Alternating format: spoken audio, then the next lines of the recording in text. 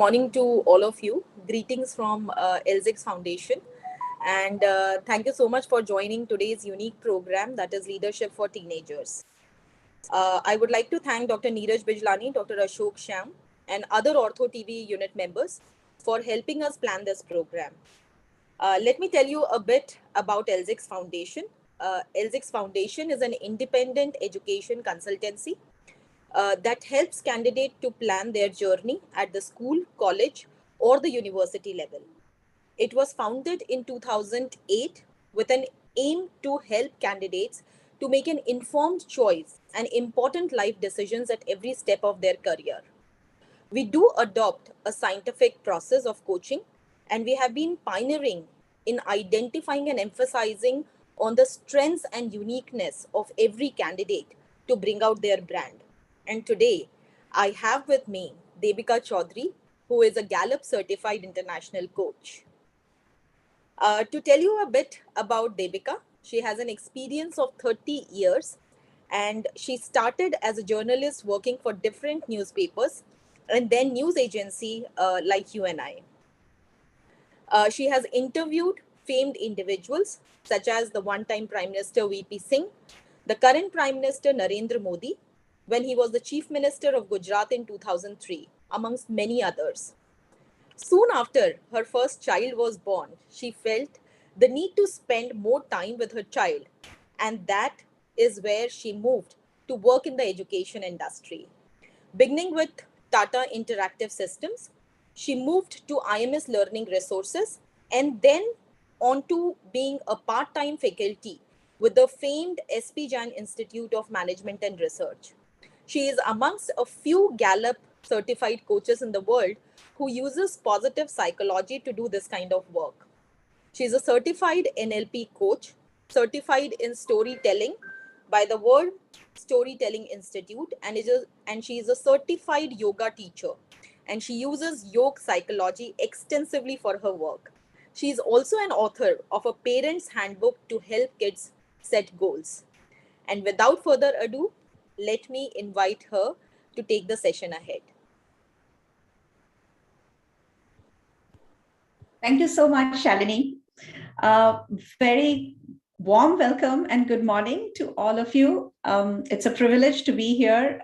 Thank you, Dr. Bijlani, for this opportunity. And so, yes, we are very excited about this, primarily because we work in the space of building teenagers, building leadership qualities within them, and helping them with the application processes to various universities.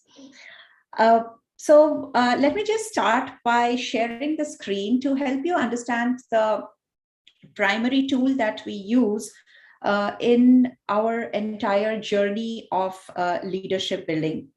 So I'll share a video with you.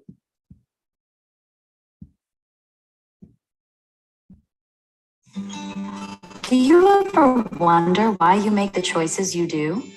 Why some things come naturally while others don't? Why you are drawn to certain activities and not to others? There's a simple but powerful reason: your talents. When you understand your unique talents, you have the power to harness them, and your whole world can change. We see talent in people around us every day. The patterns of thought, feeling, or behavior that give them a unique edge. Sometimes it may even seem effortless. In fact, our talents are the keys to our innate potential. When we tap into them, we act with more confidence, inspiration, and direction. But we often take our most powerful talents for granted, or we may not even be aware of them. That's why the Clifton Strengths Finder was developed, to help you discover your areas of greatest potential. Grounded in more than 5 decades of study, the Clifton Strengths Finder is an invaluable tool designed to help you identify and activate your talents and strengths for greater happiness and success. After completing the assessment, you'll receive a personalized report describing your signature themes of talent and an action plan designed to help you unlock your innate potential. Performing at your best is easier than you may think. When you approach your work, relationships, and community from your personal areas of strength, success follows. So what are you waiting for? Transform your world today with the Clifton StrengthsFinder.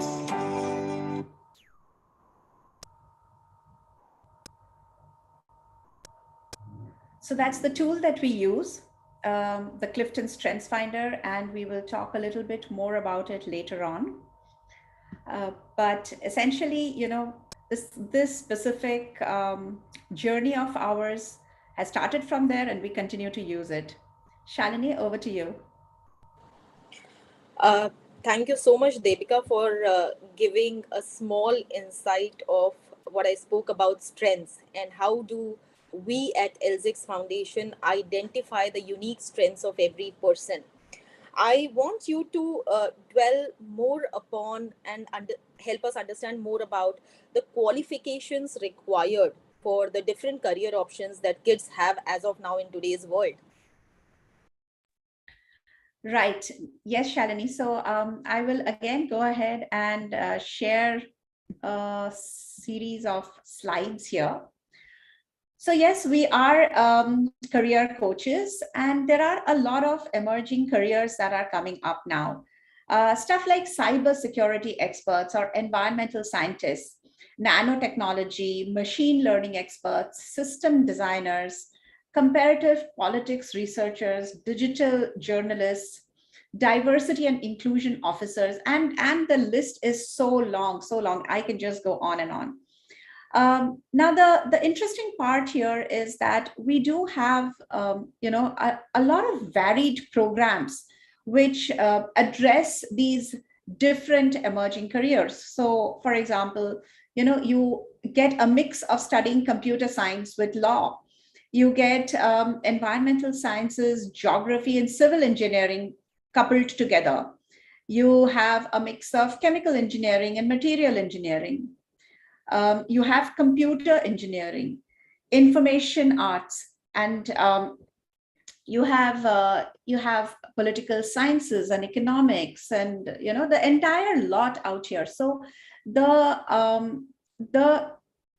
variety of combinations that you have towards a specific career is huge, and the opportunities that children have today is massive.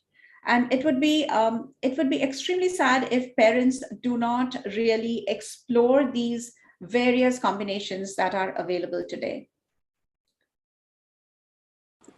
Exciting. In our times, I think usually we used to have only one kind of subject, and mixing computer science with law or probably political science with economics wouldn't have been there. I want you to help us understand, I'm sure there would be a prerequisite for such kind of different respective programs. Can you throw some more light on what are the prerequisites which are required for the Indian as well as the international universities? Absolutely. So what we do essentially is because a lot of the Indian universities these days follow the same format that they use abroad. So we will use those as a benchmark and apply it under the same umbrella, right? So if you look at, let's say, Harvard, right? We all know of Harvard. So last year they had received 57,435 applications. 1,968 were admitted to it. So the acceptance rate is 3.43. However, what's interesting to note is that the number of applications from the year before has jumped by almost 43%. Similarly, if you look at Princeton, the applications were 37,601. 1,498 were admitted. So the acceptance rate is 3.98%, a jump of 15% from last year. So I'm not going to bore all of you with these figures continuously. However, the fact remains that the number of children who are applying to these coveted universities, both outside of the country and inside, have really gone up. And there is a very specific set of process that is required both within the country and outside of the country for us to enable these children. And these are all the various different aspects that need to be considered. So, you have, of course, you have the transcripts, but apart from the transcripts, you have a ton of other things that needs to be looked into, right? So these are all the various aspects that are necessary when we are looking into the admission process. And each one of this requires time to develop. It is not something that can be developed over a couple of months. It requires, in fact, several years to actually develop and create an application which is really appealing to the admission officers. Debika, thanks for this synopsis that you have just put on the slide. Transcript, extracurricular, payment statement of purpose. This looks wow. But isn't it too much for a child, apart from the academics that he is, actually going through? So how does LZIX Foundation, helps into building the child ready for the international or the national universities, and helps him in, developing all these things? Yes, you are absolutely right, Shalini. It gets overwhelming, I would say. It gets absolutely overwhelming, both for the child as well as for the parent, because these are complicated and complex processes, right?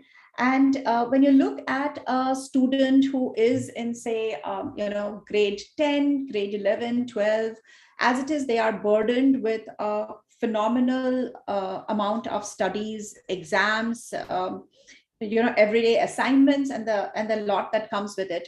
So naturally, when we think and we look at all of this and we say, all right, so how on earth are we going to ensure that the child actually takes out time to and dedicated time for all these other things that need to be addressed? So that's why we really encourage parents to begin the process. The sooner that they start it off, the better it is, because the better the child is honed and tuned in the mind to make these adjustments and the accommodations that are required for all of that. So, for example, what we do is we build their growth potential, right? Because we look at it from, say, the eyes of an admission officer of one of the Ivy Leagues, or one of the universities, one of the well-known universities in UK. Okay, for example, the University of London. Or so we look at the entire process from the eyes of the admission officers who are there. And they look at these four primary areas. They look at the development of growth and potential within the child. Now, what exactly does that mean? That means that they do not just look at transcripts alone, because everybody who applies to a great university is but brilliant with their studies, right? So that is not really an issue.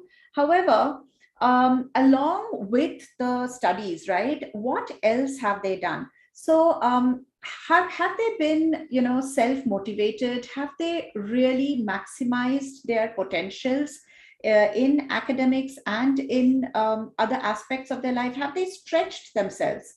Maybe, have they done anything in terms of, say, internships, or working on several different kinds of projects? So do they have the reserve to go ahead and do that?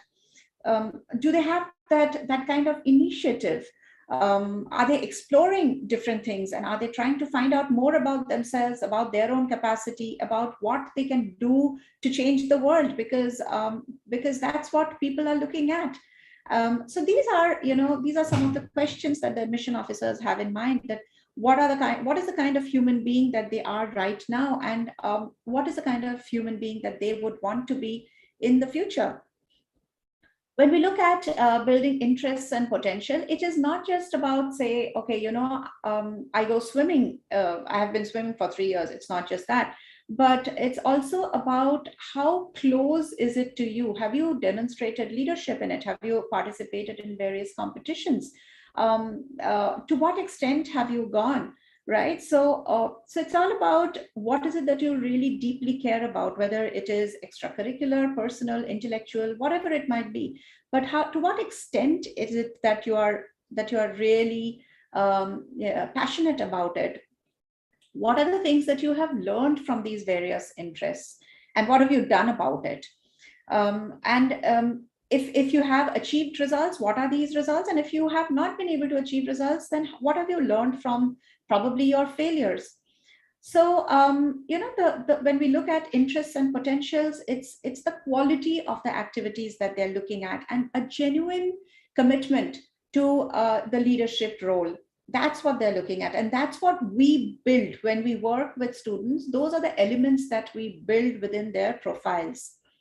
When you look at personal character building, then it's all about the choices that each one of us makes. So what kind of choices have they made, and are they open to new ideas, and are they open to new people? What kind of maturity of character have they demonstrated? What is the degree of self-confidence that they have demonstrated in doing these kind of activities? They are also extremely careful, and they want to know what the students are going to contribute to the community, to their immediate community in the college. So it's not just about me wanting to get into the college because of the name, the fame, the methodologies that they have and the rest, but it's also about what is it that I will be giving back to them. And how closely do the students work with each other? These are some of the elements that they are looking at in the community drivers, and these are some of the things that they are cautious about when they are selecting students. So it's not just about it's not just about having great marks. It's much deeper and much more than that. So they are looking at leadership. They're looking at impact on community. They're looking at white paper that the student might have worked upon and delivered. So these are some of the things that Shalini, that the universities look at, and that's what we build within the student profiles as we work with them over the years. That's quite elaborative for each of the aspect that you just touched upon, Debika. And I know LZIX works with a limited set of students, every year, because of the individual attention that they want to bring and the kind of depth that this whole process requires. Can you help us understand what is the first step for actually, getting into all these things that you just spoke about? Absolutely. So see, again, as I mentioned, that when we look at the student, the breadth is actually provided by the school when they study different subjects, but it is the depth that we help them build, where they flourish physically, intellectually, emotionally, and ethically. So how is it that we build the depth? So for example, we help them design various different projects which are related to relationship, which are related to leadership, which are related to their community, right, and impact. So for example, when they look into research, they need to formulate an appropriate research question. So there's a lot of creative thinking that goes into that. They need to engage in a personal exploration of a specific topic, which is critical thinking. They need to communicate those ideas. They need to develop a logical argument, which has to do with logical thinking. So, there are these various aspects that are addressed in the process. We use the ikigai method, which is, what is it that you love? What is it that you're good at? What is it that the world needs? And what do you think you can be paid for? So we ensure that that we look into the monetary angle of future career prospects that they want to do. That's very important. These are some of the skills that we build into the system. Time management, public speaking, argumentative writing, creative writing, critical thinking, design thinking, stress management. And we do this from a very young age. I mean, from the time that kids enroll with us for some of these long-term programs. However, getting back to your question, that what is the first step, Shalini, that we do? So the first step is an 8-week program that we invite students to participate in. And in this program, what we use is the Gallup test, the video that you that everybody just saw. It's a psychometric test that is actually used by 93% of the Fortune 500 companies. It's used by all Ivy League colleges, leading colleges like the University of London. It's also, in fact, used extensively in a lot of schools across the Americas, Australia, as well as in Singapore. Singapore actually has some 80 schools that use it. So, so yes, that is the first step. Then we get to understand the students' strengths and weaknesses when we look into the top 5 talents that the child has, the top 5 strengths that the child has. And that helps us to understand how the child thinks, feels, and behaves. And we give a complete briefing to parents based on the report. That's the first step. We help them understand how, what are the possible gaps currently that the child is having in lieu of the talents that they possess, and what can they be best at. So I'll just give you an example with this. So suppose adaptability is a talent that not all of us have. Some people may have it. And suppose your child has adaptability as one of the talents, then there is every possibility that the child is not using adaptability as a strength, but is currently using adaptability as a weakness.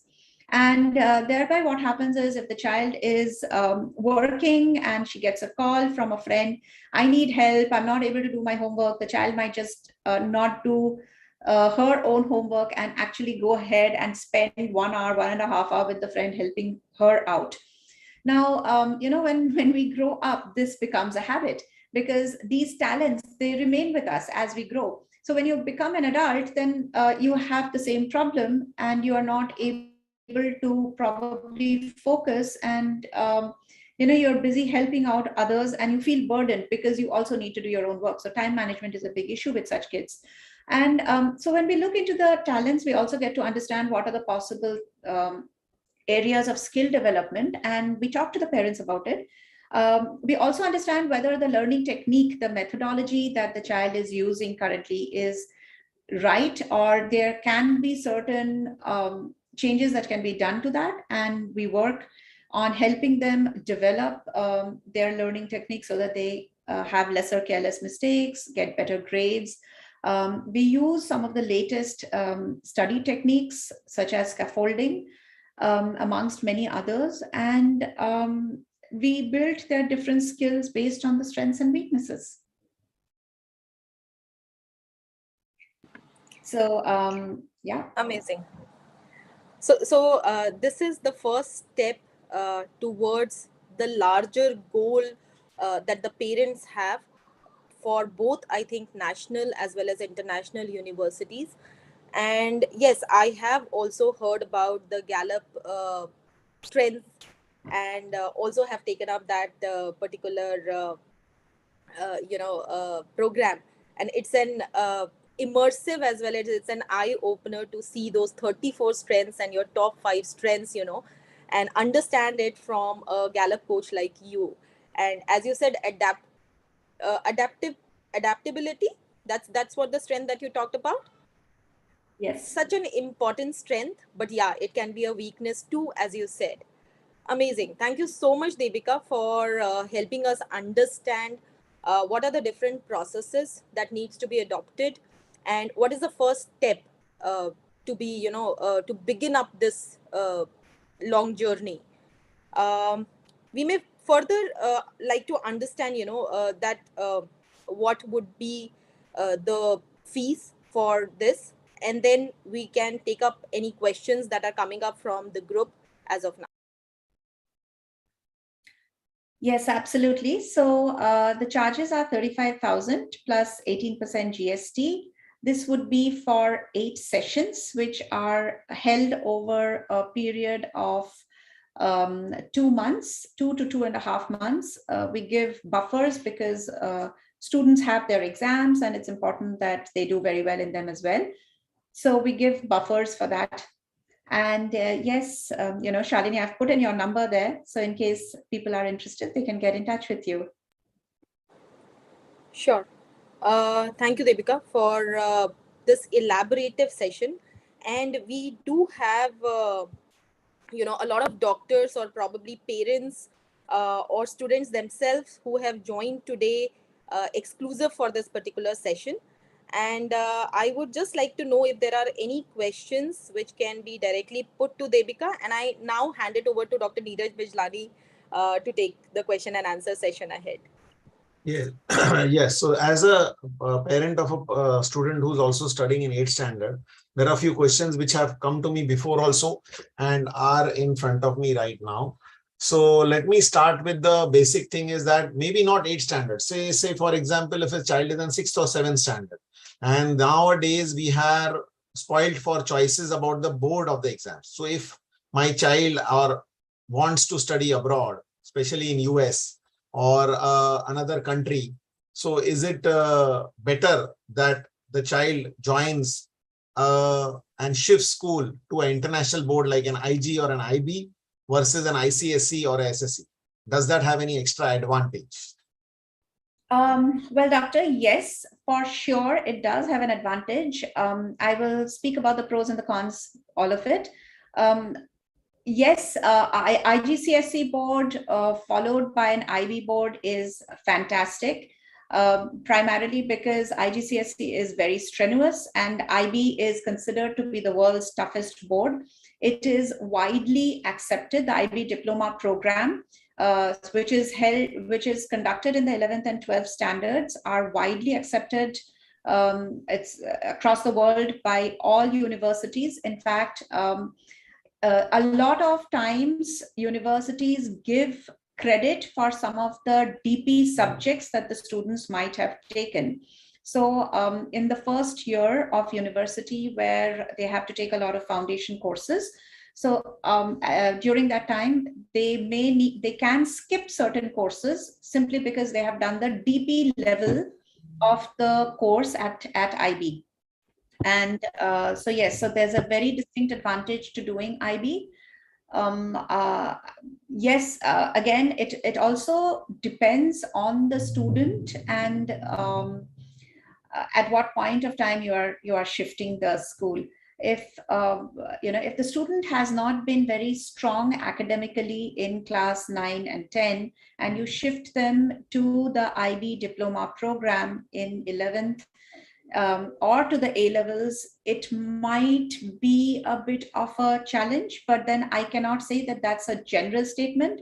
We always prefer to have a have a look at the child's strengths profile. We also look not just into the transcripts, but have a very deep conversation with the child themselves before we make any recommendation for these changes. Because there could be a multiple set of reasons why the child has not really been able to perform, and we wouldn't want to undermine the potential of any child, because we work on the premise that every child has phenomenal potential. Thank you. The second question comes is now basically the child is already in an international school, or maybe whatever, they have finalized their school and they're going to be staying there for the next 3 or 5 years, depending on whether they shift to a college, integrated college in 11, 12, or maybe in 8, 9, 10. So what we are spoiled again, as you have showed that we have spoiled for choices. You have shown that there are people who are doing double degrees in completely different fields, which was unheard of. Though I have seen even in my people of my generation, or maybe 3-4 years younger to me, they did their engineering and then did the MBA in finance. Engineering was in computer science and then finance, and take up a finance job, and they do very well.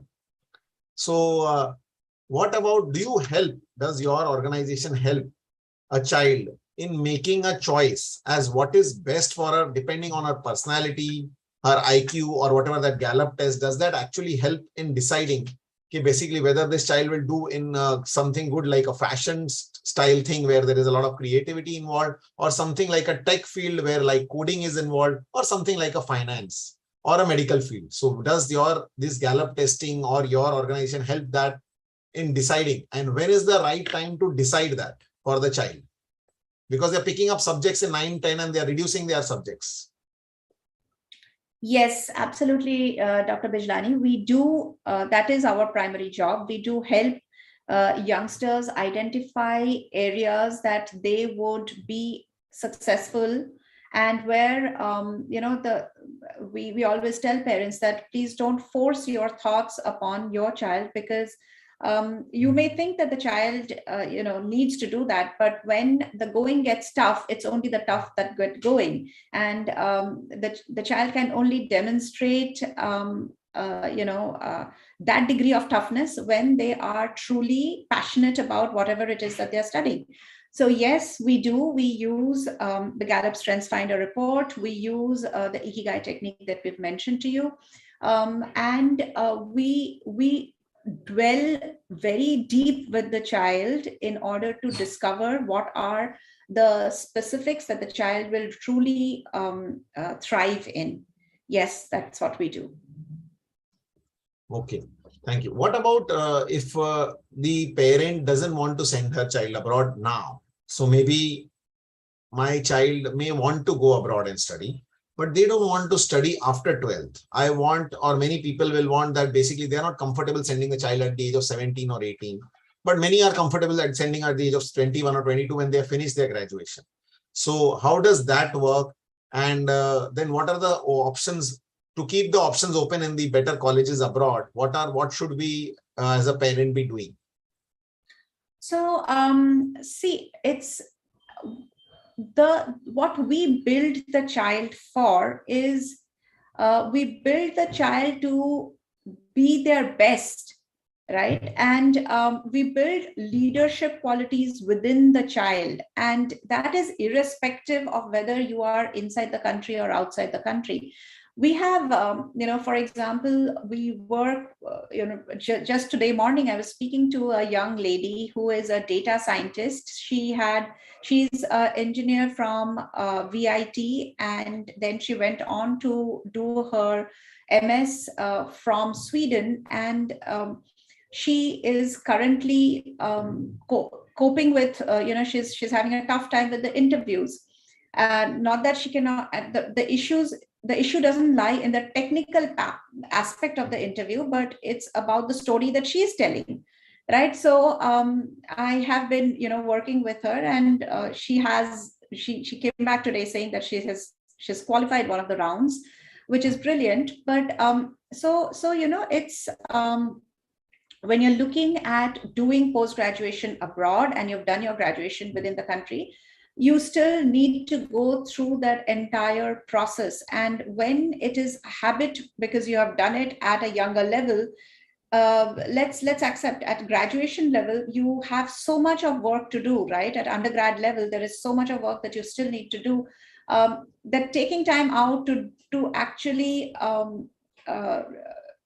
do projects outside of your curriculum or syllabus gets very difficult.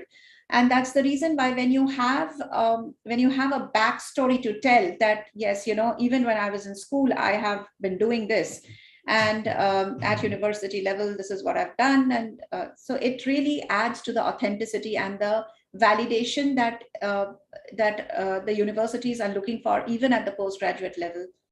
So it's something that is, even at the PG level, you will still need to demonstrate similar talents and similar skills and passion. Yes, thank you. So one more query which comes to my mind, and I'm sure many doctors it will be coming to the mind, is that supposing when we are doing a graduation MBBS and we decide to become a surgeon, and then after that we become a surgeon, and then we decide to do a super specialty in the spine surgeon, and then we are narrowing down our super specialty. The more the experience in that super specialty, the more our practice will grow, the more knowledge we'll have, the more better results we'll be able to give with the patient. But if, as you have said in the beginning, that you pick up a subject like computer science and law, then that means you are your experience in computer science, how does it work in law, and basically how does this work in the general field? Because as doctors are thinking is like that, the more the experience in one field, like if you are doing medicine, we keep on studying medicine, and then specialize further, but it is still medicine. But if we change the subject completely after graduation and do a post-graduation in a different subject, or maybe take up two different subjects, two different degrees, then how does that help in the outside world, and how is the world functioning now? Because as doctors, we don't know how that works. Right. So, when you look at, for example, when you look at cyber security, right, that's a very big space today. And so with cybersecurity, there are certain legal matters that are involved, and when the child chooses to opt for a career like that, they will by default be compelled to take subjects that would have certain elements of law and of course computer science along with it. So it's not like they are going to become as acute lawyers, knowing all of it, but they would probably have just that much of knowledge that is required for them in the cybersecurity space, right? And then of course they also keep on taking various different courses in that specialty and keep gaining more and more advancements through that process. So when we're talking of these dualities, the dualities at the undergrad level is up to the point that is required for them to function. And then, of course, they, again, just like you mentioned, that you could get into super specialties, then various, professions have their own super specialties as well. And that's how they delve deeper into it.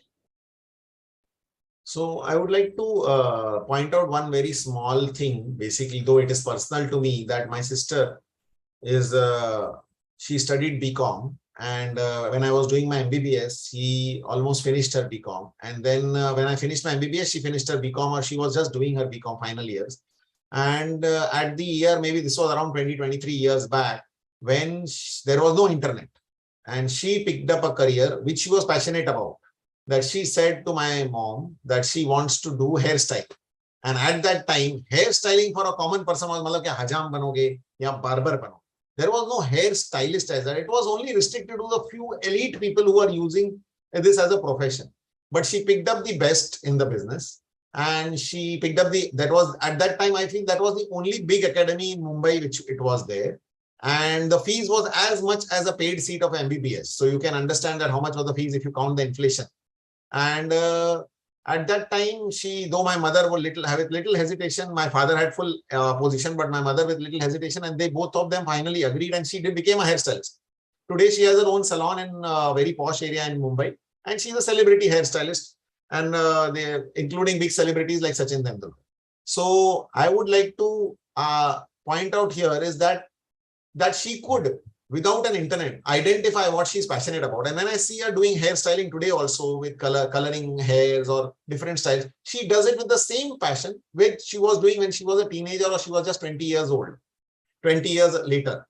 So I feel that it is very important to follow the passion. The issue is that how do you identify the passion at the 8th standard, 9th standard, 10th standard with so much knowledge, information coming through Netflix, coming through the internet? Because one day my daughter says that she wants to become a fashion designer. One day she says she wants to become something else. So that how do you help that? And does your company actually help identify the passion so that even when you're working, it's fun for you and you're actually not working? Yes, absolutely, Dr. Bijlani. Your sister has been one of those very lucky ones who has been able to identify it on her own. And yes, with the OTT platforms, we do have kids watching these various episodes and then coming back and they see the character growing in that. And they're so much in awe of the character. They say, I want to become like that character. It is a process that we use when we do the StrengthsFinder assessment with our students, in lieu of the years and years of experience that we have had in it, 15 years of experience.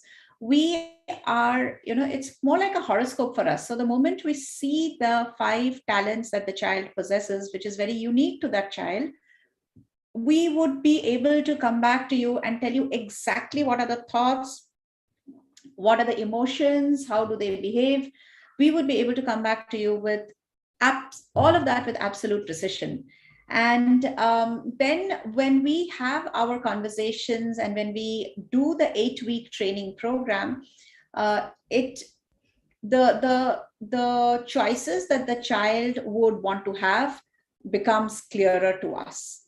And we also use various other techniques in the process of deciphering what is it that this child is really going to be good at. And we've had multiple instances. I mean, I've had a parent who was IIT and IITN with an IIM degree and a CXO at a very large firm, and he came to me and he said, my daughter, we want her to give engineering and so on and so forth. I said, okay, let's see. And at the end of my, after the coaching that we did with her, it turned out very clear that her space is marketing.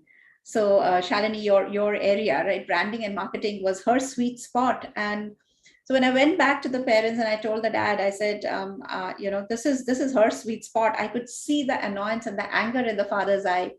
And after around 4 years, he came back to me with his second daughter, and I still laughed. I said, I can't forget how much you were annoyed at me because I told you don't push her into engineering, because just because you are you've done it from IIT and you think that's the way it should be for her, it isn't. And ultimately, she went to a university and she went to study branding and marketing, and she's doing very well.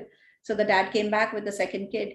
So yeah, it happens all the time with us. But yeah, we always tell that please don't expect us to have one interaction and come back and tell you that this is what the child should be doing, right? Because it doesn't work like that. You have been parents and you've been with the child all the child's life, and you are not able to still figure it out. So don't expect us to come back to you with an answer just for your satisfaction. You need to give us a little time to explore it with the child, and that's what we do. So yeah. Okay. So about this program of yours, which lasts 8 weeks, there are many of our OrthoTV members are not from a city. They may be from small towns, or they may be not be able to travel. So, so do you do these 8 weeks on Zoom, or there has to be some physical component to that? No, currently, the pandemic has enabled us. We have students in Canada, in US, in Bahrain, Dubai, Singapore, and all across India. So and it's all done in through Zoom. So there is absolutely nothing that goes wrong. We do the exact same process that we do otherwise, but we just do it on Zoom. Okay, so there is no physical component. What about if someone is from your same city and basically would want to do one session physical? That is also possible? Yes, absolutely. They can come for all the sessions as well. I mean, there's nothing that stops a child from visiting us. And are these sessions one-on-one? Some of it is one-on-one, some of them are group. And the group will be restricted to how many people? 4-5 kids at max. Okay, that's it. Okay. And so basically, see, all of them are busy doctors. So that's why I'm asking these questions, is that how much time does one session need? 2 hours, 3 hours? No, anywhere between 45 minutes to 1 hour. Okay. So, and we are very flexible. So in case something has come up, the child has a lot of homework, we get these kind of requests, ma'am, can we shift? So our team shifts it. We are very flexible with that. We understand that every child has got priorities which are important for them, which are school. And so we make changes whenever necessary. Okay. There are one more question from OrthoTV. Let me pick it up.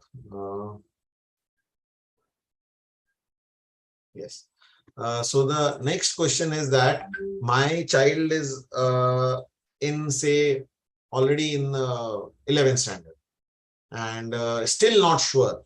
Will this session help that 11th standard student to pick up the subjects which they may want to do? Because as a doctor, basically it is natural, say many husband wives are doctors, parents are doctors, both of them. So they feel that, as you told, that engineering, IIT, so that person wants that child, but that child has basically confused whether she or he wants to go to the medical field or wants to pursue some odd career, different career. So will you be able to still help in 11th standard? Absolutely. Okay. So anybody who's watching here with us on Zoom, do you want to ask any question? You can unmute and ask now is the right time. Hi, Kashyap? Dr. Neeraj. Yes, Hello. Kashyap. Yes, Kashyap, go ahead. Hi. Most of my questions which were in my mind, you already asked. So I have a daughter who is studying in 11th. She's in a biology stream, and my son is in 8th. So she was very much confused when she was in 10th, right? So almost for 6 months, I asked to many of my friends about commerce field, arts field, and she was also, she didn't decide what to do about. But by her 10th was finished, she decided, no, I want to go into B group. We never anyway insisted her to go into biology stream, but she somehow herself said, I want to get into B group. Now she's doing good.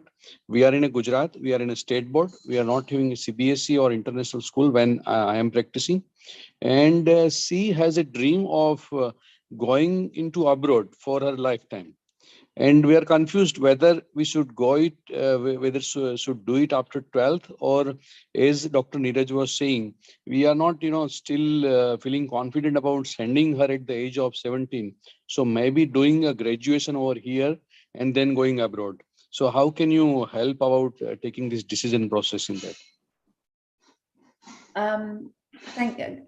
Hello, Dr. Kashyap. Yes, Hi. I can completely understand your dilemma. It happens a lot. So as I had mentioned earlier that, before we make, before we opine on this issue, it would be best if we get to see your daughter's strengths, talents, and actually come back and tell you whether whether she would be enabled or empowered to even live abroad alone at this age or not. So the report, will enable us to do that, and we can then have some conversations with your daughter and get back to you on that, because there is no yes or no answer to this. Since I understand. every child is a very different child, right? Yes, I understand. Yeah. As you say, if we stay with her for many years and still we can't decide, you just can't tell it on a few minutes. That's what I understand. So that's good. We may think of taking up one-to-one interview with you, and then we can go ahead. I'll contact Shalini on the number which you've given, and then we can ask further questions. Thank you. Thank you very much. Sure, doctor. Dr. Neeraj, you're muted. Yes. Anybody else would like to ask the next question? If something which I may have missed out. Yeah, hi, I'm Dr. Ruchi. Yes, Ruchi, go ahead. Hi. So my son is in 9th grade. Okay, he's in CBSE board. Like you mentioned that you help in building up the CV of the child, which helps for application abroad in terms of leadership skills and what all, assignments the kid has done. So, I mean, suppose somebody comes to you like in 11th or 12th, how would you retrospectively help in building up the projects and the CV, or does it start from the time that the child joins you? Yes, it starts from the time that the child joins us. Okay. 12th standard, honestly, is very, very difficult, and we are very clear with the parents, and we tell them that, because see, 12th standard, there is a lot that the child has to give in terms of time for school and for ensuring that they have the appropriate marks and results, right? And each one of these projects requires time to introspect, to delve, to explore, and then to finalize, and then to conduct.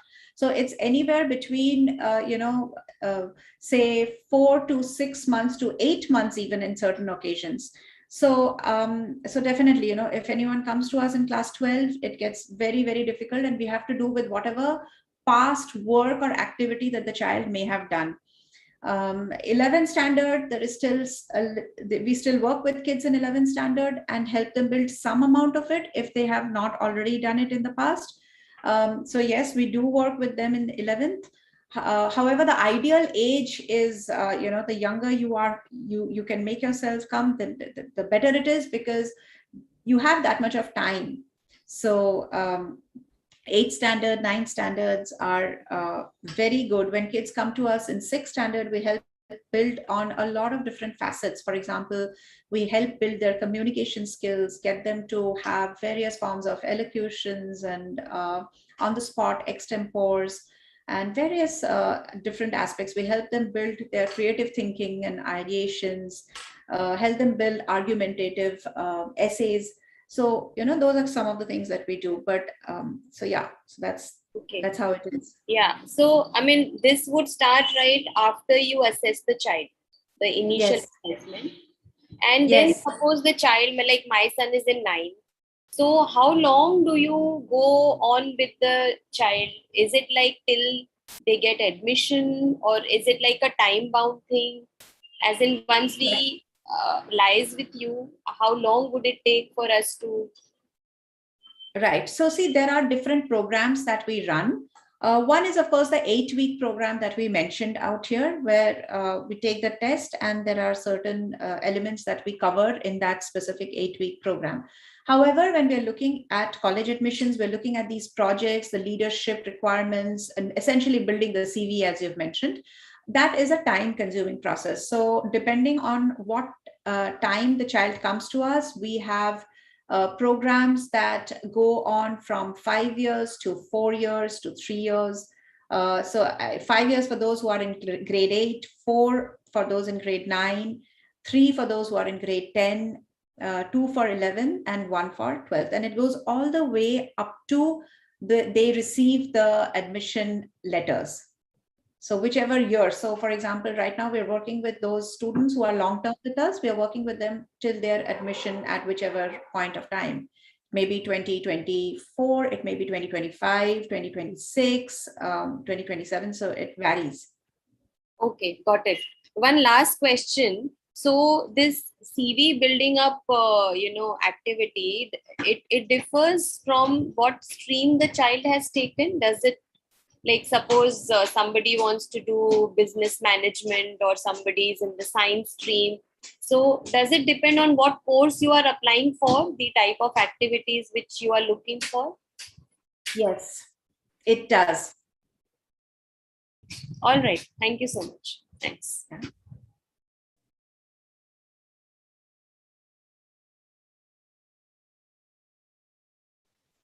Any other questions? Yeah, I think that's all for the day. Shalini, will you put up your slide again? Can you put up your number and your slide again? That last slide. Sure, doctor.